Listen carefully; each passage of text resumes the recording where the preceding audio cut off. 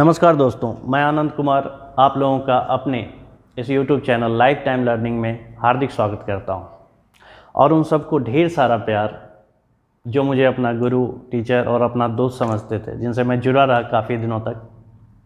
और आप ही में से कुछों की बदौलत है ये चैनल बनाने का मकसद, क्योंकि उनकी इच्छा थी कि सर आप किसी भी तरह हमारी हेल्प करो। तो मैंने सोचा छोटा मोटा जो भी है एक सेटअप तैयार किया है, शायद इससे आपका हेल्प हो जाए। और अगर इससे आपका सिलेक्शन हो जाता है कहीं, तो इससे खुशी की बात मेरे लिए और कुछ नहीं हो सकती। तो इसलिए दोस्तों इस चैनल को बनाया मैंने।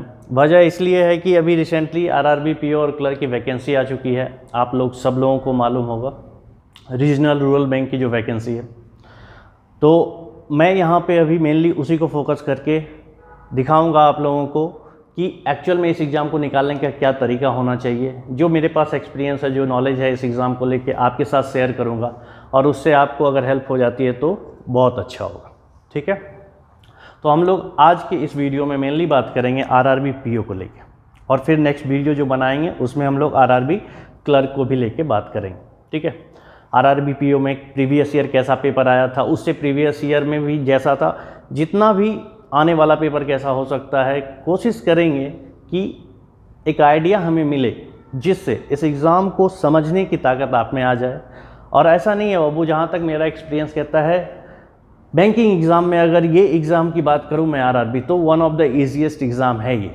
अगर आप लोग ढंग से थोड़ा सा भी मेहनत कर दो तो आपका सिलेक्शन पक्का है। जितने भी लोग हैं सबका सिलेक्शन पक्का है, बस खुद पे थोड़ा भरोसा और मेहनत करने की ज़रूरत है। तो ज़रूरी ये है कि आरआरबी पीओ और आरआरबी क्लर्क को समझें हम। ऐसे नहीं कि अंधाधुंध शुरू कर दिया, पढ़ाई कुछ और करनी है, पढ़ाई कुछ और कर रहे हैं। अगर किसी भी चीज़ को पाना है तो एकदम से उसको टारगेट करना पड़ता है। सिर्फ नॉलेज से काम नहीं चलेगा। एग्ज़ाम निकालने के लिए एक तरीका होता है। ऐसे भी बहुत सारे बंदे हैं मार्केट में जिसके पास नॉलेज बहुत है बट एग्ज़ाम नहीं निकाल पाते। कंपटीशन को क्रैक करने की ताकत नहीं है, नॉलेज काफ़ी है।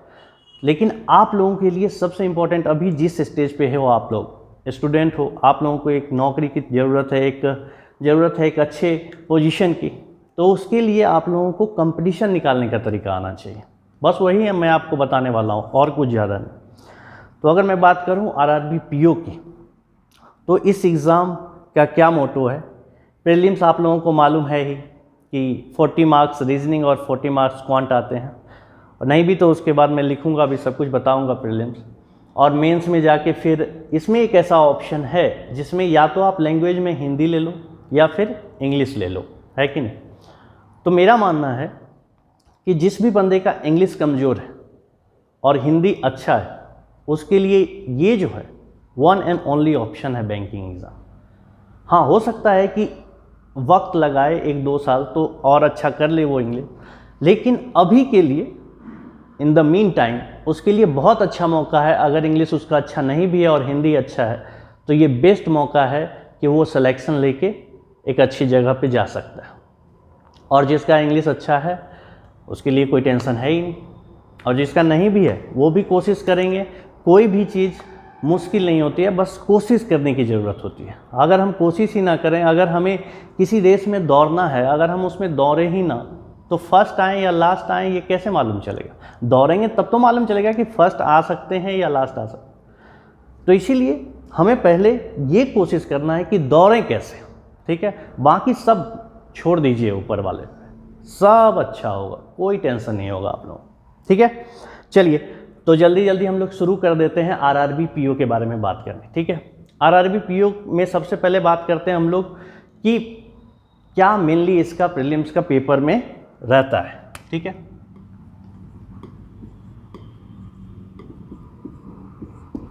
RRB PO. ठीक है, देखिए इसके प्रीलिम्स में, प्री में जो आते हैं वो आते हैं रीजनिंग, 40 क्वेश्चंस रहता है और 40 मार्क्स भी रहता है। ठीक है, फिर आता है क्वांट, इसमें भी 40 क्वेश्चन और 40 मार्क्स। क्वांट कहने का मतलब मैथमेटिक्स जो है।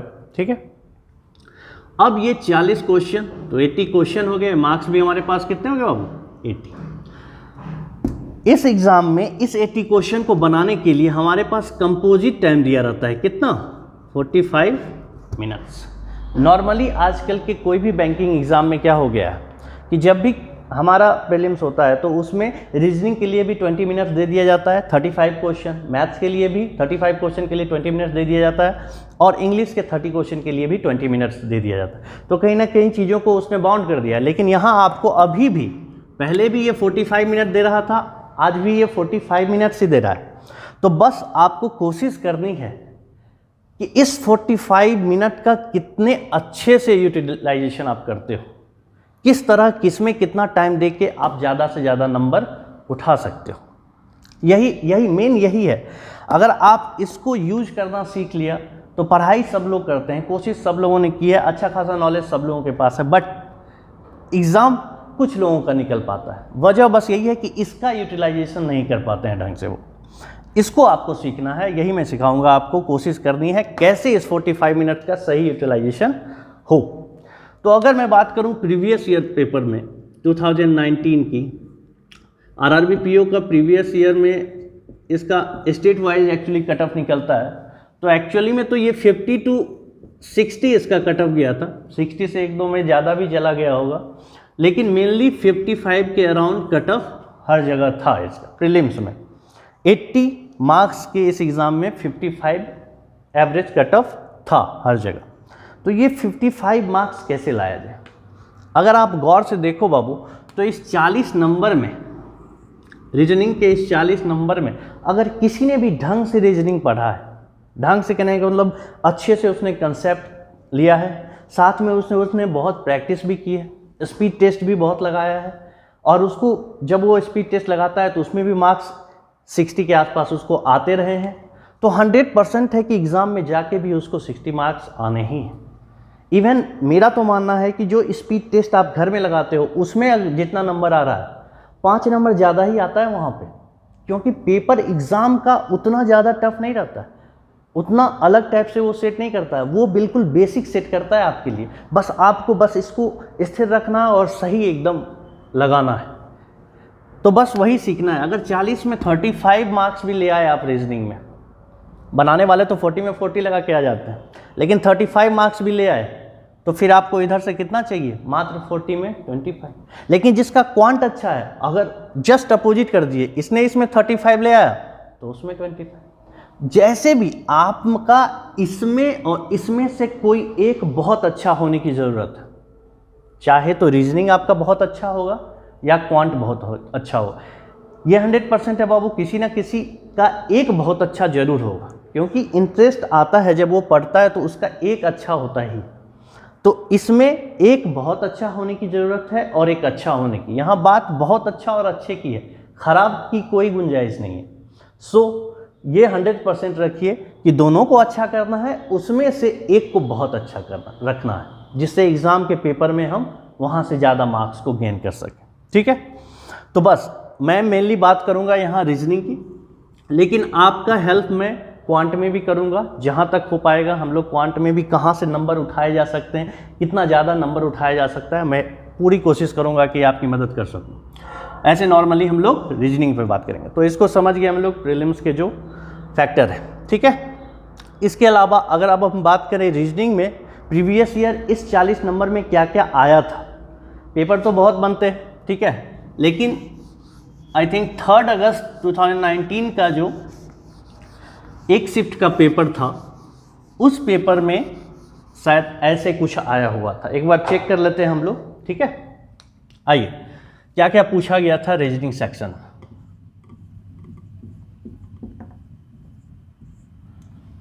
देखिए, सबसे पहले तो इनइक्वालिटी, ये आए थे 5 मार्क्स के। ठीक है, इनइक्वालिटी। इसके बाद हमारे पास आए थे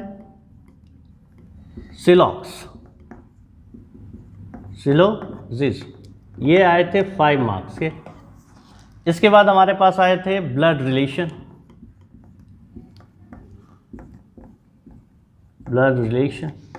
ये आया था बाबू हमारा 2 मार्क्स। फिर आया था कोडिंग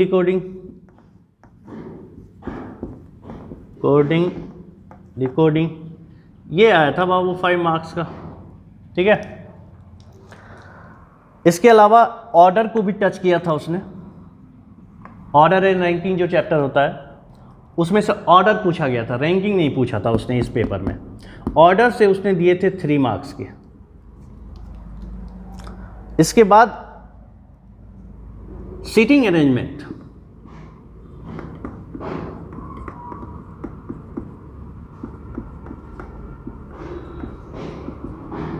इससे 2 क्वेश्चन आए थे।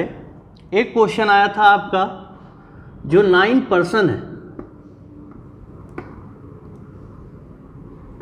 9 पर्सन है जो कि नॉर्थ फेसिंग है। ठीक है, ये आया था आपका बाबू 5 मार्क्स का। और दूसरा आया था बाबू, ये लाइन अरेंजमेंट था, और दूसरा आया था सर्कुलर, जिसमें 8 पर्सन है और जो इनसाइड और आउटसाइड दोनों बैठे हुए हैं। आप लोग वाकिफ होंगे अगर थोड़ा सा भी पढ़ा लिखा है। ये लेकिन 3 मार्क्स का ही आया था। ठीक है, आइए अगर हम बात करें पजल्स की, पजल्स की से क्या क्या आया था, तो एक आया था बाबू बॉक्स पजल,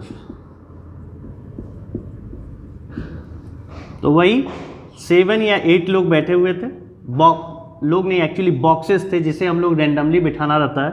वो बताते हैं रैंडमली कहीं भी कोई बैठा हुआ है, हमें अरेंज करना रहता है। तो ये भी 5 मार्क्स का आया था। और दूसरा था हमारा 10 पर्सन, 5 मंथ्स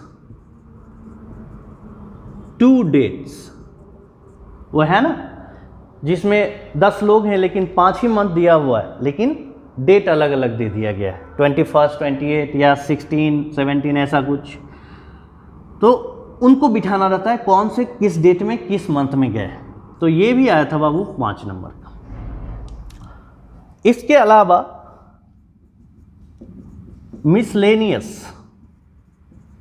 मिसलेनियस जो प्रॉब्लम थे वो भी 3 मार्क्स के थे। बताता हूं मैं मिसलेनियस में कहने का मतलब क्या है। तो अगर आप गौर से देखें तो आई थिंक हो गया होगा 40, 5, 5, 5, 15, 5, 5, 25, 25 के बाद 4, 3, 7, 7, 3, 10, 35, 35, 2, 37, 37 एंड 3, 40 मार्क्स। ओके, सो ये था हमारा 40 मार्क्स। अब मुझे उन बच्चों से जानना है, उन बच्चों का पॉइंट ऑफ व्यू देखना है जिन्होंने ढंग से प्रिपरेशन कर लिया है। अगर मैं बात करूं कि मैंने जिन्हें पढ़ाया है, जिन्हें जो भी मैंने दिया है, मुझे लगता है अगर उन्होंने ढंग से पढ़ा होगा, जो भी मैंने उन्हें दिया है, अगर उन्होंने दिल लगा के ढंग से प्रैक्टिस किया होगा, तो आई थिंक ये 40 मार्क्स कहीं नहीं जाने वाला है। वैसा कुछ भी नहीं है इसमें जो आपको नहीं मालूम है। हर चीज़ आपको अच्छे से मालूम है। एक एक क्वेश्चन आपसे बन सकता है, वो भी विद इन टाइम। टाइम का भी मैनेजमेंट बहुत ज़रूरी है, क्योंकि क्या होता है कि हम लोग बना तो लें क्वेश्चन को, लेकिन क्या एक अच्छे से टाइम में बना सकते हैं कि नहीं। अगर वो पर्टिकुलर टाइम में नहीं बनाया तो फिर कंपटीशन निकालने में इतनी तकलीफ होगी जितना आप सोच भी नहीं सकते। ठीक है, बना तो सब लोग लें, नॉलेज तो मैंने बोला ना, अगर पढ़ाई करें तो नॉलेज सबके पास हो जाएगा, बट अगर उसको टाइम पे नहीं बनाया तो दिक्कत है। वही सीखना है हमें। अब मैं बात करता हूँ वैसे बंदों की जिसने ढंग से प्रिपरेशन कर लिया है, 1-2 बार उनका प्रीलिम्स भी निकल चुका है, या 4-5 बार निकाल लिया है, और नहीं भी निकाला तो बार बार वो 1 नंबर 2 या 4 से 5 नंबर के लिए मात्र छूट जा रहा है। बस उनको यहाँ पे कोशिश करनी है इस बार छूटे ना। ठीक है, कैसे? तो वो कोशिश करेंगे इस तरह कि इनइक्वलिटी की ये 5 मार्क्स जब आप बनाते हो, जब घर में बैठ के बनाते हो, तो ये 5 नंबर आप कितने मिनट में बनाते हो, ये 5 नंबर आपको कितने मिनट में आता है। तो मेरा मानना है बाबू, ये 5 नंबर आपको 1 मिनट से 1.5 मिनट में बना जाना है। अगर आपको 1 से 1.5 मिनट से ज़्यादा लग रहा है, इसका मतलब आप कहीं ना कहीं मिस्टेक कर रहे हो, कहीं ना कहीं आपके प्रिपरेशन में गलतियां हैं, उसे ठीक करने की ज़रूरत है आपको। अगर आप इससे ज़्यादा टाइम ले रहे हो तो आपको इससे ज़्यादा टाइम नहीं लेना है, कोशिश करनी है कम से कम टाइम लेने की, और ये मैक्सिमम है। 1.5 मिनट बहुत है, आप प्रैक्टिस करो, 1 मिनट में आप 5 नंबर लाओगे, ये गारंटी है।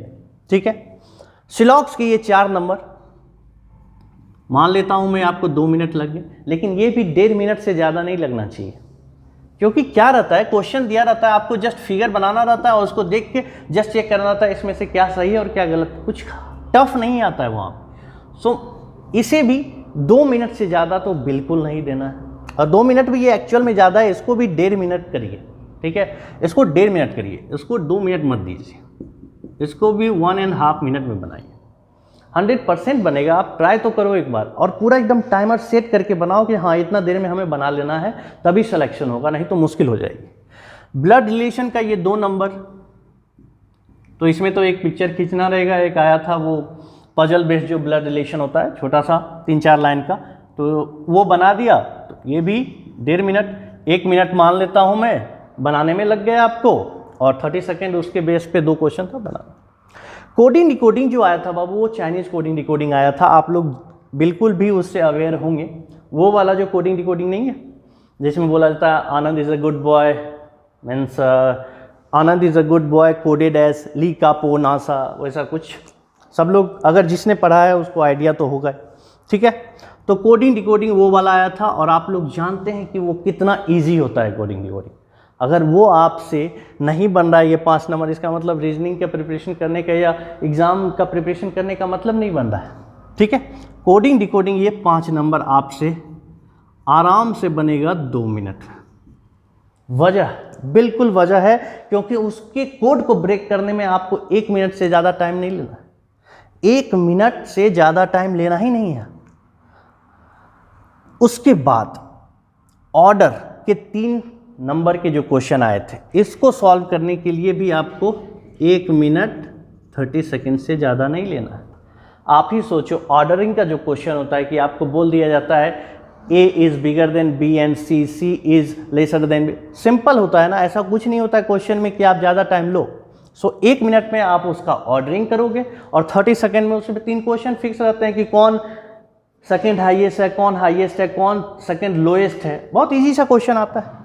फिर मिसलेनियस के 3 क्वेश्चन, ये मान लेता हूँ थोड़े से बड़े हो सकते हैं 1-2 क्वेश्चन, तो इसमें मैं आपको बोल देता हूँ 2 मिनट दे दिया मैंने। वो भी डिपेंड करता है, क्वेश्चन ऐसा कुछ होता नहीं है, रख लेते हैं। ये सब मैक्सिमम दिया है मैंने आपको, मिनिमम नहीं, ये सब मैक्सिमम है, इससे ज़्यादा तो नहीं लगना चाहिए।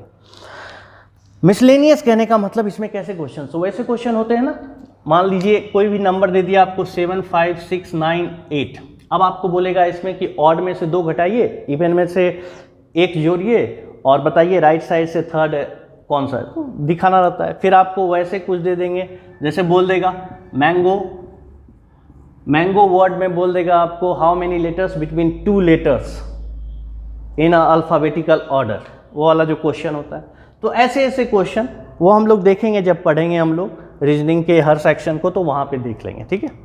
तो ये हो गया इसका पर्टिकुलर टाइम।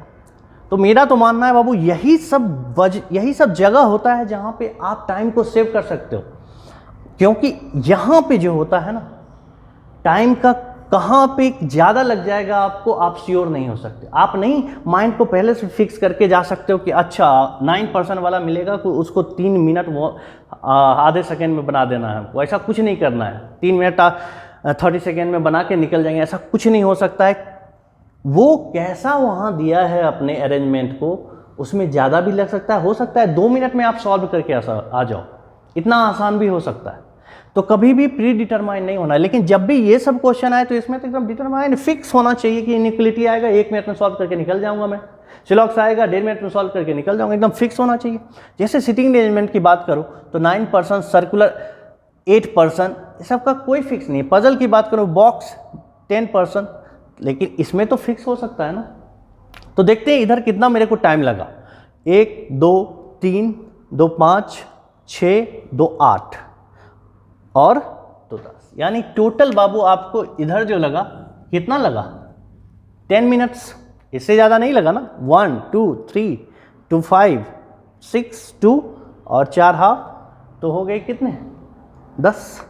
सो 10 मिनट में आप सोचो बाबू 5 4 9 2 11 5 16 3 19 3 कितना 22 मार्क्स आपने 10 मिनट्स में उठा लिए हैं। समझ रहे हैं बात को। 10 मिनट में आप 22 मार्क्स उठा चुके हो। तो अब आपको कोशिश करना है बाकी का 10 से 12 मिनट, मैक्सिमम 12 मिनट दो, ज़्यादा नहीं, 12 मिनट, 22 से 23 मिनट तक जाते जाते एक पेपर को कोशिश करो बस छोड़ के अगले पेपर पे जाने की। ये बहुत ज़रूरी होता है, क्योंकि वजह है, ऐसा नहीं है कि वहाँ पे हट पकड़ लेना है कि नहीं रीजनिंग के 40 के 44 दूंगा और मैथ में 10 ला के नोट सेलेक्टेड हो जाऊंगा। नहीं, गलती नहीं करनी है, हमें सिलेक्शन लेना है। और मैंने बोला ना, एक आपका बहुत अच्छा होगा और एक क्या होगा, अच्छा होगा। सो हो सकता है ना कि अच्छा वाला जो है, बहुत अच्छा में हो सकता है टफ दे दे, लेकिन हो सकता है ना कि अच्छे वाले में पेपर इजी आ जाए, वहाँ से ज़्यादा नंबर आप उठा लो, ये भी तो हो सकता है। और ये भी हो सकता है कि बहुत अच्छा वाला इजी होगा तो वो तो कम टाइम में आप ऐसे ही उठा लोगे। तो बस प्री डिटरमाइंड होके कभी भी एग्ज़ाम में नहीं जाना है कि हाँ हमको रीजनिंग के 40 लाने हैं और बाकी के बचे 20 नंबर मुझे मैथ से लाने, ऐसा कभी नहीं होता है। वो हो सकता है आप ऐसे एक पजल में फंस जाओ जहाँ पे आपको इतना दिक्कत हो जाए कि आपका सिलेक्शन ही ना हो पाए। इसलिए हट नहीं पकड़ना है एग्ज़ाम में, कभी नहीं पकड़ना है। एग्ज़ाम का पेपर जैसा आएगा हम रिएक्शन भी वैसा ही देंगे, हमारा सिलेक्शन तभी पक्का होगा। कहने का मतलब है, अगर इसमें से सोचिए आप कि सर्कुलर वाला जो था ये 3 नंबर का था, और अगर आप 5 नंबर सिर्फ 5 मिनट इसी में देते हो तो 5 मिनट में 3 नंबर लाना बेवकूफ़ी ही है ना। अच्छी बात यह है ना कि बचे हुए जो 15 नंबर हैं उसको ला के, इसको ना बना के मैथ्स के 5 क्वेश्चन बना दूं मैं, दिमाग यहाँ लगाना था। हो सकता है ये बहुत ईजी दिया हो सकता है आपसे 2 मिनट में 3 नंबर, तो अच्छी बात, उस टाइम उठा लेंगे, लेकिन प्री डिटरमाइन नहीं होंगे कि नहीं बनाना ही है। ठीक है, कोशिश करनी है जितना कम से कम टाइम में ज़्यादा से ज़्यादा नंबर लाने का। इसीलिए मैं बोलता हूँ एक को बहुत अच्छा रखिए और एक को अच्छा रखिए, क्योंकि अगर अच्छे में पेपर इजी आएगा तो आप नंबर उठा ही लोगे, और बहुत अच्छे में पेपर कितना भी हार्ड होगा आप नंबर उठा ही लोगे, सिलेक्शन आपका पक्का है 100%। ठीक है, तो चलिए अगर मैं बात करूं अब सीटिंग अरेंजमेंट की, तो सीटिंग अरेंजमेंट और इस 9% क्या आप लोग नहीं बना सकते? अगर 9% लाइन में बैठे हुए हैं नॉर्थ साइड, तो कितना इजी रहता है वो क्वेश्चन। या सर्कुलर का इनसाइड आउटसाइड क्या आपने प्रैक्टिस नहीं किया? पजल में अगर बात करूं तो बॉक्स बेस्ड आपने प्रैक्टिस किया ही है, 10%, 5 मंथ 2 डेट्स आप लोग सब लोगों को मालूम है। क्योंकि आप अगर गौर से देखोगे ना पेपर, तो पेपर बाबू सिर्फ और सिर्फ डेटा चेंज होता है। ऐसा थोड़ी है कि रीजनिंग में इनइक्वलिटी के जगह आलू भिंडी जैसा कोई टॉपिक मिलने वाला है, नहीं, कुछ अलग टॉपिक नहीं, उसका फिक्स है, इनइक्वलिटी ही आएगा। दिमाग लगाना है नए क्वेश्चंस पे सोचने की ताकत लाने, तो वो कैसे आएगी? हर रोज नया नया स्पीड टेस्ट देंगे तो अपने आप नए क्वेश्चन पे सोचने की ताकत आ जाएगी। और जब वहाँ मार्क्स आता है ना, स्पीड टेस्ट में आपका अच्छा मार्क्स आता है, तो एक अलग कॉन्फिडेंस बिल्डअप होता है, आपको लगेगा यस अब मेरे में कैपेबिलिटी है कि मैं अच्छा कर सकता हूँ।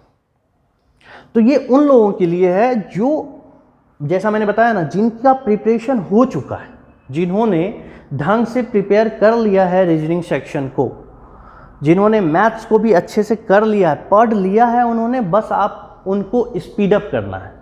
और एक्यूरेसी तो सबसे इंपॉर्टेंट, किसी भी एग्जाम को निकालने के लिए बाबू, किसी भी एग्जाम सबसे पहला जो होता है वो होता है एक्यूरेसी, और जो दूसरा होता है वो होता है स्पीड। ये दोनों अगर आपके पास है तो आपका सिलेक्शन 100%। तो सबसे पहला काम करना होता है इस पे, एक्यूरेसी पे। अगर एक्यूरेसी नहीं रहेगा तो स्पीड कितना भी अच्छा रहे, बनाने वाला तो भाई 80 question, I don't think 5 minute से ज़्यादा लगे उसको टिक करने में, टिक टिक टिक टिक टिक। भाई उसके पास स्पीड है, क्या उसका सिलेक्शन है? नहीं, वो बजरंगबली का नाम लेके टिक टिक टिक किया जा रहा है, सिलेक्शन नहीं हो सकता है। बैंकिंग के एग्ज़ाम में तो भैया बिल्कुल भगवान का नाम लेके कुछ नहीं हो सकता, वो काम आएगा आपका जो मेहनत करोगे आप। ठीक है, एक्यूरेसी सबसे इंपॉर्टेंट है। अगर आप 40 क्वेश्चन बना रहे हो तो आपके 40 के 40 सही होने चाहिए। ऐसा नहीं कि बना दिया और खुद पे कॉन्फिडेंस ही नहीं, पजल सॉल्व कर दिया और खुद को मालूम ही नहीं कि सही है गलत है। ऐसा हो सकता है क्या? अगर आपने ढंग से पढ़ा है तो जिस पजल को आपने बना दिया बाबू, आप बोल दो कि दुनिया में कोई ऐसा इंसान पैदा नहीं हो इसको गलत कर दे, ऐसा बोल, ऐसा कॉन्फिडेंस आना चाहिए आपके अंदर। ठीक है, अगर बन गया, या तो बनेगा नहीं बना कान पकड़ लिया, लेकिन बन गया तो फिर गलत कैसे हो जाएगा? तो गलत तो बिल्कुल नहीं, एक्यूरेसी इंपॉर्टेंट। और ये जैसे ही आपको आता है बस इस पर काम करना शुरू करो, स्पीड बढ़ाओ, और वो स्पीड टेस्ट के अलावा और कुछ नहीं हो सकता है। जितना ज़्यादा से ज़्यादा क्विजेस को सॉल्व कर सकते हो, जितना ज़्यादा से ज़्यादा स्पीड टेस्ट दे सकते हो, कोशिश करो, देते रहो, ठीक है। अब मैं उनकी बात करता हूँ जिन्होंने अभी तक प्रिपरेशन को स्टार्ट भी नहीं किया है, या फिर सोच रहे हैं कि 2-3 साल बाद स्टार्ट करूँगा। तो बाबू यही सबसे बेस्ट टाइम है कि स्टार्ट कर लो, क्योंकि बेस्ट टाइम कभी नहीं आता है। वक्त की बस एक ही खासियत है कि ये सही वक्त पे आपके पास वक्त नहीं रहता है, ऐसे आपके पास पड़ा रहता है। जैसे अभी का वक्त आप लोग घर में बैठ के बोर हो रहे होगे, नेटफ्लिक्स, अमेजन प्राइम ख़त्म होता जा रहा होगा 1 बाय 1, लेकिन सही यूटिलाइजेशन नहीं हो पा रहा होगा। हो सकता है किसी के अंदर पढ़ने की भी चाहत हो, लेकिन बोर हो जाते होंगे वो लोग, अरे यार मन नहीं लग रहा है, ना क्लासरूम जा पा रहे हैं, नहीं कुछ कर पा रहे हैं।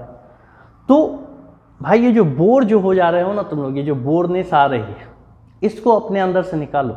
जब इंसान कोई चीज़ एकदम टारगेट कर लेता है ना, कि जैसे अगर मुझे ये चाहिए, जैसे जिसने फिक्स कर लिया मुझे शादी करनी है, क्या उसको कोई रोक सकता है क्या? हाँ, वो तो जाके शादी कर ही लेगा, चाहे जैसे करे, भाग के करे, दौड़ के करे, सबके परमिशन से करे, वो तो कर ही लेता है जाके। उसी तरह चीज़ों को जिसने फिक्स कर लिया अपनी लाइफ में कि मुझे ये चाहिए, तो उससे कोई छीन नहीं सकता। हो सकता है किसी वजह से ना निकले, अगला जरूर निकल जाएगा, गारंटी है। जिसने ढंग से पढ़ाई की है उसका कभी भी कुछ भी बुरा नहीं हो सकता है, इतना मैं जानता हूँ। जिसने ढंग से अपने नॉलेज को गेन किया है, जिसने खुद को बनाया है उस काबिल, उसका कभी कुछ बुरा नहीं हो सकता।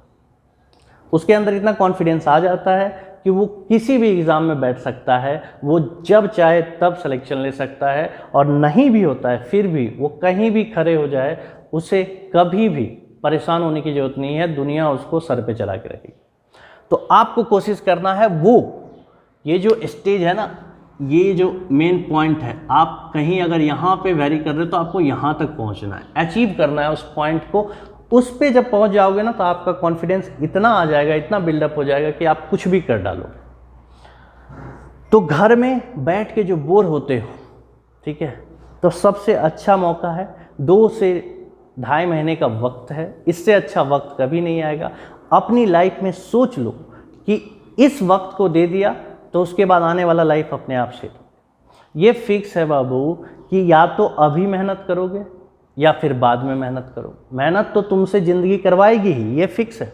ज़िंदगी इतनी आसानी से 2 रोटी नहीं देने वाली। या तो अभी तुमको मेहनत करना होगा या बाद में। अगर अभी कर डालोगे तो बाद की ज़िंदगी आराम से कटेगी, और नहीं अभी नहीं करोगे तो बाद में कटेगी ज़रूर, बट आराम से नहीं कटेगी, तकलीफ़ होगी काटने में, ठीक है। तो कोशिश करिए कि अभी 2-2.5 महीने के मेहनत से आगे आने वाले जितने भी साल आप जियो वो आराम से जियो, ठीक है। तो चलिए इसको टारगेट करना है बाबू हमें। जो भी घर में सुस्त हो चुके हैं, जिन्हें लग रहा है कि ओ यार जब एग्ज़ाम नहीं होगा, हो सकता है कब, अरे जब भी होगा आप तब तक के लिए तैयार हो, बिल्कुल शेर की निगाह रखो कि हाँ शिकार जैसे ही आएगा, एग्ज़ाम आपका शिकार है, उस पर झपटना है और उसे ख़त्म कर देना है। अपने आप को उस लेवल तक तैयार कर लो, इस वाले जो भी टाइम है, ठीक है। तो आई होप आप लोगों ने इस चीज़ को समझा होगा। 10 मिनट आपका इधर लगा, बचा हुआ 12 से 13 मिनट इधर दीजिए। एग्जैक्टली 22 से 23 मिनट में रीजनिंग के 40 मार्क्स लाने की कोशिश करनी है हमें। कोशिश करनी है, इसका मतलब ये नहीं है कि हट पकड़ लेना है, इसको पार नहीं करना है। 22 से 23 मिनट को पार नहीं करना है बाबू, क्योंकि 22 से 23 मिनट उधर देंगे और मैथ के बचे हुए फिर इधर, तो हमारे पास मैथ्स भी है ना 45 मिनट्स में, तो बचा हुआ हम लोग 23 या 22 मिनट्स किसको दे देंगे, मैथ्स को देंगे। दोनों की इक्वली टाइम डिवाइड करेंगे, क्योंकि हो सकता है एक पेपर को, और हो सकता नहीं, ये 100% आप जब बहुत सारे एग्ज़ाम दोगे ना तो आपको फील होगा कि एक पेपर वो इजी सेट करता है और एक पेपर वो टफ सेट करता है, क्योंकि वो चाहता है कि मैक्सिमम बंदे टफ वाले पेपर में फंस जाएं और इजी वाला में बना ना पाएँ, और इससे उसका सिलेक्शन, क्योंकि देखिए उनका टारगेट फिक्स है कि उन्हें कम से कम बच्चे चाहिए, तो आपको कोशिश करनी है कि वो कम से कम बच्चे में जाए, ठीक है। और हम आपके साथ कोशिश करेंगे आपका सिलेक्शन ज़्यादा से ज़्यादा हो जाए। तो 10 मिनट अगर इधर बचा तो 12 से 13 मिनट इसको देंगे, कोई दिक्कत नहीं बाबू। हो सकता है ये वाला सर्कुलर इतना इजी आया था ना उस पेपर में 3 नंबर, आप लोगों को आइडिया नहीं, ये 2 मिनट में बन जाना था, सिर्फ सब कुछ फिक्स ही था, सिर्फ बैठाना था दन। ठीक है, ये 9% 3 मिनट में बन जाता, 3 नहीं तो चलिए 4 मिनट मैंने दिया आपको, 4 2 6 हो गए। ये बॉक्स वाला जो पजल था, 5 बॉक्स वाला पजल अगर आपने ढंग से बनाया ना बाबू, मैं लिख के देता हूँ, 2 मिनट से ज़्यादा नहीं लगता है। ऐसे भी 7 बॉक्सेस थे, बहुत ईजी क्वेश्चन था। तो हो गए 6 2 8, बचे कितना हमारे पास 4 मिनट, 4 मिनट दो ना 5 मिनट आराम से, 40 में 40 मार के आने वाला पेपर था, आसानी से आप इसको सॉल्व कर सकते थे। चलिए, तो हमने ये समझा कि रीजनिंग का सेक्शन में हम कैसे मार्क्स को पेपर पे उठा सकते थे, और यही आने वाले पेपर में भी होने वाला है। देखो ज़्यादा से ज़्यादा कुछ नहीं होने वाला, 4 पजल और सिटिंग एलिमेंट तो फिक्स रहेंगे। ज़्यादा से ज़्यादा क्या होने वाला है कि ब्लड रिलेशन हटा के यहाँ डायरेक्शन दे देगा, या कभी कभी ऐसा भी होता है बाबू कि ब्लड रिलेशन और डायरेक्शन दोनों दे देता है, कोडिंग डिकोडिंग हटा देगा या ऑर्डर हटा देगा, कोई भी हटा के, लेकिन कोशिश करना है उसको 20 नंबर तो इधर देना ही है, क्योंकि 4 पजल से ज़्यादा देता नहीं है मैक्सिमम टाइम। हो सकता है कभी कभी 5 पजल भी दे दे। तो मैंने क्या बोला कि ज़रूरी नहीं है कि हट पकड़ लेना है, कोशिश करनी है कि ज़्यादा से ज़्यादा कम टाइम में बना सके। 35 मार्क्स लाएंगे, बाकी के 25 मार्क्स कहाँ से लाएंगे हम लोग? सिंपली मैथमेटिक्स से लाएंगे। अब एक बार बात कर लेते हैं इन टाइम में कि वहाँ पे मैथमेटिक्स से कैसे कैसे मार्क्स उठाए जा सकते हैं। आई होप आप लोगों ने एक बार ये ढंग से देख लिया हो, अगर नहीं भी देखा हो तो एक बार आप स्क्रीनशॉट ले लो और चेक कर लेना आप ढंग से इसे, ठीक है। चलिए एक बार मैथ्स की बात करता हूँ मैं, ठीक है। इस पेपर में पर्टिकुलर इस पेपर की बात करूँगा मैं ये नहीं कह रहा कि हर पेपर में वैसा ही आया था, नो। पर्टिकुलर इस पेपर की बात करूँ तो इस पेपर में क्वांट के सेक्शन में आया था बाबू सीरीज, ये आए थे 6 नंबर के। इस पेपर में बात कर रहा हूँ अप्रॉक्सीमेशन, सिंप्लीफिकेशन, ये आए थे बाबू आपके 6 नंबर। फिर आया था बाबू इसमें क्वाड्रेटिक इक्वेशन, या फिर आप इसका मैथ्स का इनइक्वलिटी भी कह सकते हैं, ठीक है, ये भी 6 नंबर था। इसके अलावा DI आए थे बाबू लाइन और प्लस टेबुलर टेबल, ये आए थे 2, ये आए थे 4 नंबर के, 8 मार्क्स के ये थे। और बाकी उसके बाद जो था ना बाबू वो सब अर्थमेटिक था, ठीक है, अर्थमेटिक था। जो भी मार्क्स का बचा, यानी कि 6 3 18, 18 और 8 26, 26 और कितना बचा 14, तो 14 अर्थमेटिक आए थे। इस पेपर पे पर्टिकुलर ये क्वेश्चन का था।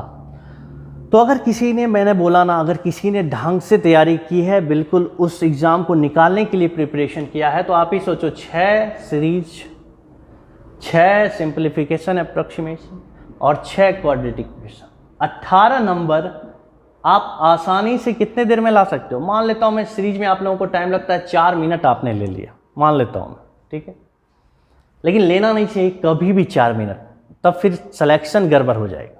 मैक्सिमम दीजिए इसको 3 मिनट में कोशिश करिए, 6 नंबर है ना तो 3 मिनट चलेगा, ठीक है, 3 मिनट में लाइए। अप्रॉक्सीमेशन 6 नंबर, ये तो बाबू 2 मिनट से ज़्यादा नहीं लेना है, बहुत हो गया 2 मिनट। और क्वाड्रेटिक एग्जैक्टली फिर 2 मिनट, बहुत इजी रहता है बनाने का, इसका एक वे है, उसको अगर आपने सीख लिया तो बहुत इजीली आप सॉल्व कर सकते हो। तो 2 2 4 और 3 यानी 7 मिनट्स में आपने फिर से कितना 18 नंबर ले लिया। सोचो कॉन्फिडेंस लेवल कितना ज़्यादा। उसके बाद आपको लगेगा 100% मेरा एग्ज़ाम श्योर निकल गया। यही होता है एग्ज़ाम में, एक्चुअल में यही होता है। जब आपसे क्वेश्चन बनने लगता है ना तो आपका क्या होता है, कॉन्फिडेंस लेवल अप हो जाता है। जैसे ही आप किसी क्वेश्चन में फंस जाते हो ना, फिर आपको क्या लगेगा कि लग रहा नहीं, इस बार नहीं होगा, क्या हो। इससे क्या होता है कि आपका आने वाला जो क्वेश्चन जो आपसे बनने वाला था वो भी बिगड़ जाता है। तो आपको फंसना नहीं है, इतना प्रैक्टिस करके जाना है, हमें किसी भी क्वेश्चन में फंसना नहीं। और अगर 1 मिनट में क्वेश्चन के लेवल को 30 सेकंड से 60 सेकंड यानी 1 मिनट में समझ लेना है कि ये बनेगा कि नहीं। ऐसा नहीं है कि उसको 5 मिनट दे दिया प्रीलिम्स में और लास्ट में मालूम चला कि बना ही नहीं। ऐसा कोई पजल या सिटिंग अरेंजमेंट या ऐसा कोई भी क्वेश्चन गलती से भी ये गलती नहीं करनी है। हमें 1 मिनट मैक्सिमम में समझ लेना, अच्छा ये नहीं बनेगा, गलती नहीं करनी है। अगर मुझसे अभी इतना जल्दी में नहीं बन रहा है, इसका मतलब इंडिया में किसी से नहीं बन रहा होगा, ये कॉन्फिडेंस होना चाहिए। और ये कब आएगा आपके पास? ये तब आएगा आपके पास जब आप दिल से पूरी शिद्दत के साथ मेहनत करो, पूरी जान लगा के मेहनत जब करोगे तो आपको कॉन्फिडेंस आ जाएगा, अच्छा हमसे नहीं बन रहा तो इंडिया में अभी किसी से ऐसा नहीं होगा कि बना डालेगा वो। इसका मतलब है ये क्वेश्चन नहीं बनने के लिए डाला गया है, मेरा सिलेक्शन 5 नंबर कम पे ही होने वाला है, इसके लिए आप लोग रेडी रहो। तो इसलिए अपना बेस्ट दो, हट मत करो वहाँ पे। ओके, तो यहाँ ले आते DI के 2 क्वेश्चन आए थे। DI बनने वाला होता है बाबू एग्जाम में, DI तो 100% ये 8 नंबर लाना चाहिए आप लोगों को। 7 मिनट यहाँ था, DI ले आते, 8 मार्क्स था, मैं मान लेता हूँ एक DI में 3, एक 6 मिनट लगता, 7 6 13 मिनट हो गए। अभी भी आपके पास सोचो कितना मिनट बाकी है। अब सोचो अर्थमेटिक उसमें से नहीं, आप मतलब मैं तो कह रहा हूँ आप लोग कट ऑफ से मिनिमम 10 नंबर ज़्यादा बना दोगे। अगर आपने ढंग से प्रिपरेशन किया है ना तो कट ऑफ से 10 नंबर ज़्यादा लाने की आप लोगों में क्षमता है। बस उसको समझने की ज़रूरत है। आप लोगों को कोशिश करनी है कि हम वो वाला कैपेबिलिटी अपने अंदर बिल्डअप कर लें जिससे हम लोग आसानी से ये सब टाइम में फटाफट क्वेश्चन को सॉल्व कर सकें, है कि नहीं। तो मैंने आज मेनली बात की है इसको निकालने की। इसके अलावा मैं उन लोगों के लिए एक बात बोल दूं जिन्होंने पहले प्रीलिम्स बहुत सारे क्लियर कर लिए हैं, ऐसे मेरे जो भी बच्चे हैं, मैं चाहूँगा कि आप लोग बाबू अभी से जनवरी से लेकर टिल जब तक एग्ज़ाम का डेट आ रहा है तब तक का करेंट अफेयर्स बिल्कुल घोल के पी जाओ। घोल के पी जाओ कहने का मतलब अभी एक बार रिवाइज करोगे, फिर दोबारा करोगे, फिर तिबारा करोगे और लास्ट में फिर उस पर बेस्ट क्विज दोगे। मिनिमम 3 बार तो रिवाइज करना है आपको। वजह क्या है? क्योंकि प्रधानमंत्री अगर ब्राज़ील गए हुए हैं, अगर मैंने एक बार पढ़ा तो उनको इंडोनेशिया भेजूंगा, अगर दो बार पढ़ा तो उनको पाकिस्तान भेज दूंगा और तीसरी बार पढ़ा तो 100% ब्राज़ील ही भेजूंगा क्योंकि वो गए थे ब्राज़ील। ठीक है, तो ये गलती नहीं करनी है क्योंकि हमें करंट अफेयर में क्या होता है, मेंस के टाइम में हमें लगता है कि अरे यार हमने मारा सही था, गलत कैसे हो गया। तो उनके लिए उन्हें अभी से तैयारी करनी है मेंस। लेकिन जिन्होंने अभी तक प्रीलिम्स को निकालने के अपने अंदर नहीं लाया वो कैपेबिलिटी, वो पहले प्रीलिम्स को निकालने के 1 मंथ से 1.5 महीना दीजिए, उसके बाद आप करंट अफेयर्स पे भी जाइए जब आपके मार्क्स स्पीड टेस्ट में 50 to 60 आने लगे। आपको यही कोशिश करनी है कि इस बार सिलेक्शन लेना है, ये नहीं कि प्रीलिम्स निकाले जा रहे हैं और सिलेक्शन नहीं हो पा रहा है। ये बहुत अच्छा मौका है, इसको हाथ से मत जाने दीजिए। ये रिक्वेस्ट भी है और एक टीचर की तरफ से आप लोगों को बोल दीजिए, एडवाइस भी है। ठीक है, तो आज के इस सेशन में मेनली हम लोगों ने यही देखा कि आरआरबी पीओ को निकालने के लिए हमें क्या क्या कोशिश करनी है, किस तरह करनी है। आरआरबी क्लर्क का गेम जो है वो बिल्कुल इंटायरली डिफरेंट होता है आरआरबी पीओ से, दोनों का गेम बिल्कुल अलग अलग है, वहाँ का बात ही अलग है। उसको मैं नेक्स्ट सेशन में डिस्कस करूँगा। तो आज के लिए इतना ही रहने देते हैं और उसके बाद हम लोग 1 by 1 रीजनिंग के टॉपिक्स भी देखेंगे। ठीक है, आई होप आप लोगों को ये सेशन पसंद आया हो, मैं कुछ हेल्प कर पाया होऊंगा आप लोगों का, आगे भी करूँगा। तो कोशिश करिए मुझसे जुड़ने का, जैसे भी होगा मैं फेसबुक पे भी डाल दूँगा इस वीडियो के लिंक को और आगे भी शेयर करते रहिए जितने भी हैं। मैं चाहता हूँ मेरे जितने से जितने ज़्यादा बच्चे हैं सब तक ये चीज़ पहुँचे, क्योंकि सब लोग चाह रहे थे कि किसी ना किसी तरह सराएं। तो मैं आ गया, कोशिश करूँगा आपकी प्रॉब्लम्स को सॉल्व करने की, आपके साथ खड़े रहने की।